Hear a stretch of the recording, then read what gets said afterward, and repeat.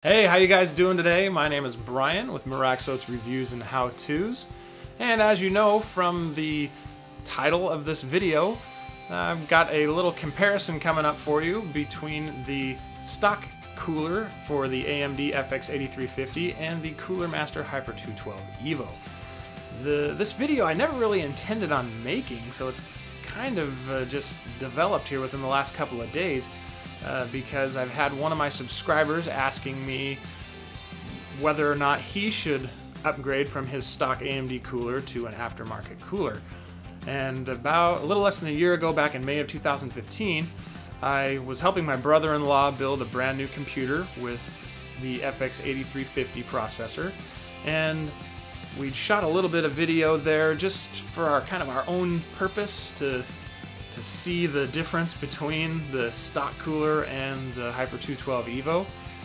And it just kind of sat on my computer, and I never planned on doing anything with it until this question came up, and I thought maybe it'd be a good video to show the comparison between the two so you guys can make up your minds for yourselves.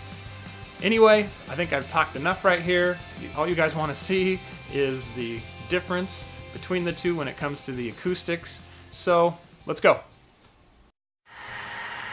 Alright, what we have here is the AMD FX-8350 running with the stock cooler. This is what it sounds like running FarCry 3 at ultra settings.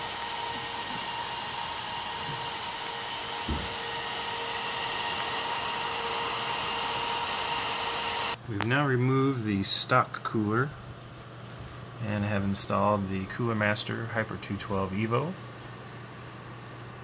And as you can see, there's quite a bit of difference. Now I've been playing FarCry 3 on ultra settings for the last 5 minutes or so, and here's what it's sounding like right now. I mean, it's making some noise, but compared to what the stock cooler fan sounded like,